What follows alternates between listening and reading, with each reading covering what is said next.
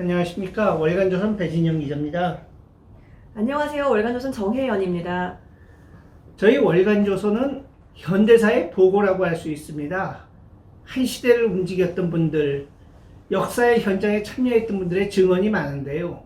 그래서 저희 월간조선 TV에서는 틈나는 대로 과거의 그런 얘기들을 갖다가 찾아내가지고 독자 여러분들께 알기 쉽게 설명하려고 하고 있습니다. 그래서 오늘 그 첫 번째 순서로다가요, 1980년 그 격동기에 우리나라 경제의 가장 큰 사건이었습니다.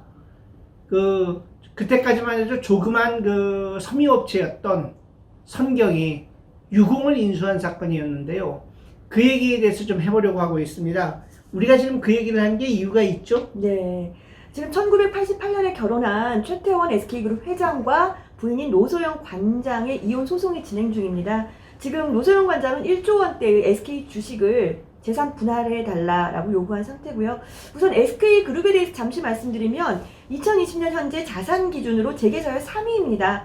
그 창업주 최종건 회장이 1953년에 만든 선경 직무리 모태고요. 또 최종건 회장의 동생인 최종현 회장이 미국 유학을 마치고 사업에 합류를 합니다. 이제 섬유가 호경기를 타고 이제 성장 가도를 달리게 되고, 하지만 최종건 회장이 아쉽게도 1973년에 작고한 다음에 최종현 회장이 그룹 경영권을 물려받습니다. 근데 이때 SK그룹의 오늘날의 모습이 갖춰집니다.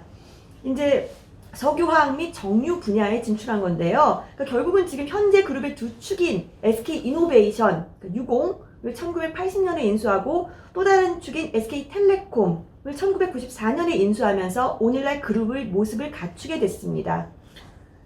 제가 어렸을 때 생각이 나는데요. 어렸을 적에 그 MBC 장학퀴즈라고 하는 프로가 있었습니다. 그때 이제 선경에 후원을 하면서 뭐 엘리트 학생 복지, 뭐 자전거 이런 걸 광고했던 기억이 납니다. 그러던 회사가 1980년에 유공을 갖다 인수하면서 정말 새우가 고래를 삼켰다는 얘기를 했습니다. 그래서 노소영 관장이 이제 1조라고 하셨나요? 네, 1조 예, 원대입니다. 그렇게 이제 어마무시한 그 재산분할 요청을 한 거는 우리 아버지가 그 역할을 했으니까 1조 원을 내라 이렇게 된 것 같습니다. 좀 그런 생각이 있어 보입니다. 그런데 과거 저희가 SK그룹이 유공 인수하는 과정에서 저희가 언론사로 최초로 특정 보도한 사실이 있어서 그걸 한번 소개하고자 합니다. 2010년 3월호에 삼성과 SK의 유공 쟁탈전이라는 제목이었습니다. 그때 육공의 실세였던 안병호 장군이 이렇게 증언했습니다. 유공은 원래 삼성이 가져가기로 되어 있었다. 그런데 전두환 그 당시 보안사의 사령관이 하루아침에 이 결정을 바꿨다. 그리고 이 과정에는 내가 관여를 했다라는 내용입니다. 안병호 장군 지금 이제 육공의 실세라고 그랬는데 육군사관학교 20기로다가 이 1980년 당시에는 수도경비사령부, 그러니까 이제 당시 사령관은 노태우 장군이었죠. 노태우 장군의 인사참모를 하고 있었습니다. 육사 20기 하나회의 핵심인데요. 흔히 이제 하나회라고 그러면은 뭐 11인맥과 99인맥이 있습니다. 11인맥은 제1공수여단장과 1사단장을 한 전두환 장군 쪽 인맥이고요. 99인맥은 9공수여단장과 9사단장을 한 노태우 장군 쪽 인맥인데, 안병호 장군은 이제 이 99인맥의 핵심이었습니다. 그래서 노태우 대통령 시절에는 이제 육군 인사참모부장이라든지 수도방위 사령관으로 한때 굉장히 잘 나갔던 분입니다. 당시 지금 유공은 미국의 걸프사가 지분 50%를 그렇죠. 갖고 있었는데 그때 상황 잘 아시죠? 아이고, 제가 알겠습니까? 당시 이제 유공이라고 하는 회사는 방금 얘기한 것처럼 미국의 걸프사가 50%의 지분을 갖고 있었는데, 1979년도에 박정희 대통령이 이제 11.6 사태로 돌아가시고, 그 다음에 서울의 봄으로다 이제 한국의 전국이 굉장히 어려워지니까, 그리고 그 당시 또 국제적으로 굉장히 복잡할 때였습니다. 이란에서는 그 이슬람 혁명이 일어나가지고 팔레비 국왕이 망명을 하고 전 세계적으로 제2차 오일 쇼크가 일어났던 시점이었습니다. 그래서 이제 걸프사는 한국에서는 더 이상 장사하는 게 의미가 없다. 그래갖고 이제 하루아침에 자기들 지분 50%를 갖다가 내놓을 테니까 이거 사라, 우린 철수한다, 이렇게 됐었던 거죠. 네.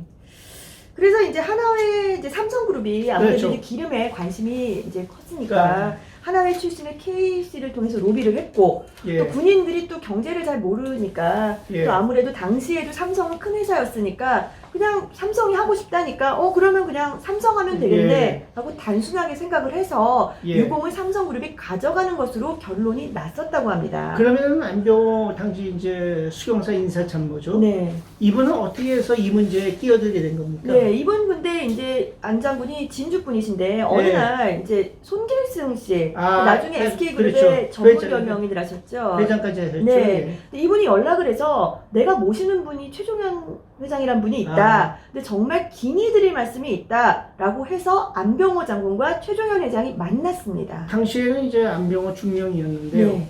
그러면 안병호 장군하고 손재승 씨는 전에 그 안면이 있는 사이였나요? 전혀 없었다고 합니다. 아, 네. 그래서 최종현 회장이 안병호 이제 당시 중령을 만난 자리에서 우리 삼경그룹이 기름 사업에 관심이 있다. 네. 유공을 갖고 오고 싶다. 예. 삼성은 멕시코와 콜롬비아에서 기름을 가져온다고 하지 않았느냐. 하지만 우리는 사우디로부터 기름을 가져올 수 있다라고 예. 말을 했다고 합니다. 그 굉장히 매력적인 얘기죠. 역시 석유하면 사우디니까요. 사우디가 이제 세계 최대 그렇죠. 산유국이고 사실 우리 입장에서는 사우디가 안 줄 것 같아서 그렇죠. 문제지 주기만 하면은 훨씬 예. 더 좋은 상대국인데 최종현 회장이 얘기를 하면서 예. 또 한 가지를 덧붙였습니다. 예. 지금 멕시코는 좌파 정권이 잡고 예. 있다. 만약에 석유 회사를 국유화해서 우리에게 기름을 못 주면 어떡할 것이냐. 하지만 나는 사우디로부터 기름을 받아오겠다. 근데 그 말을 듣고 안병호 장군이 굉장히 이제 혹한 겁니다. 그 아까도 말씀드렸습니다만 성경은 그 당시까지만 해도 이제 뭐 중견 업체 정도라고 해야 될까요? 네. 그런 섬유 회사였고 석유 쪽으로 그렇게 특화된 회사는 아니었는데 네.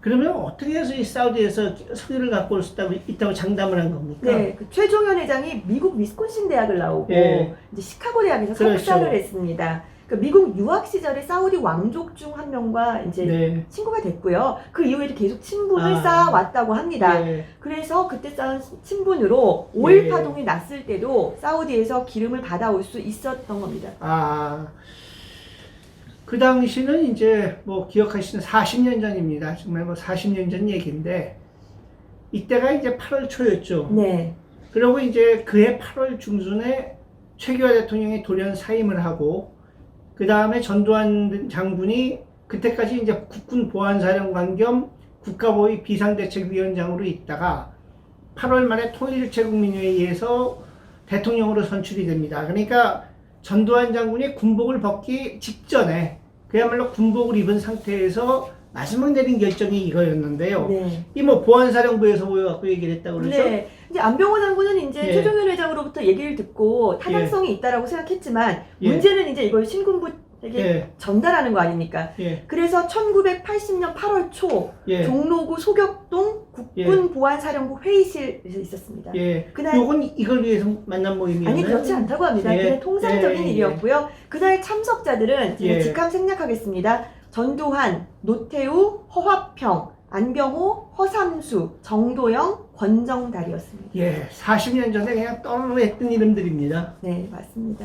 그래서 안병호 이제 장군이 전두환 사령관에게 사령관님, 삼성의 유공을 가져가면 안 되지 싶습니다. 라고 말을 꺼냈습니다.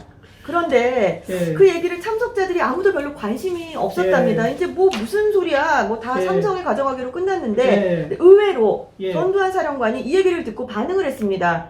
아니 그거 삼성 가져가기로 아. 끝난 거 아니야? 무슨 소리야? 얼마 예. 있다 발표한다는데? 예. 그래서 관심을 보이니까 안병호 장군이 예. 최종현 회장으로부터 들었던 얘기를 하기 시작한 겁니다. 아, 그때 전두환 당시 사령관이 얘기를 예. 듣더니 안병호 말이 맞네. 그 장관 불러다가 유공을 선경 주라 그래. 예. 하고 끝이 났습니다. 그 뭐 삼성은 그러면은 그야말로 다 된 걸 갖다가 마지막에 이제 인터셉트 됐다고 해요. 네. 가만히 있었습니까? 그렇지 않죠. 나중에 전두환 사령관이 대통령이 된 뒤, 선배 아. 말씀처럼 이제 이게 거의 마지막 예. 결정이었으니까요. 예. 그 뒤에 청와대를 찾아가서 예. 허화평 이제 비서실 보좌관을 찾았는데 예. 결국 이 결정은 번복되지 않았습니다. 아. 그리고 이제 불과 석 달 뒤 예. 박봉환 당시 동력자원부 장관이 기자회견을 열어서 이 기자회견 내용을 보면 예. 아주 내용이 똑같습니다. 아, 그 선경을 선정한 이유를 예. 선경은 상당량의 원유를 유공에 공급하고 있고 예. 앞으로도 원유를 추가 확보할 능력이 충분하다. 예. 산유국과 친분이 두터워 예. 오해를 유치할 수 있다라고 했습니다. 아, 그래서 결국은 그 당시에는 뭐 아까도 말씀드린 것처럼 학생복지, 자전거, 비디오 테이프 이런 거 만들던 선경이 그 후에 이제 국내 굴지의 기업으로 성장을 했고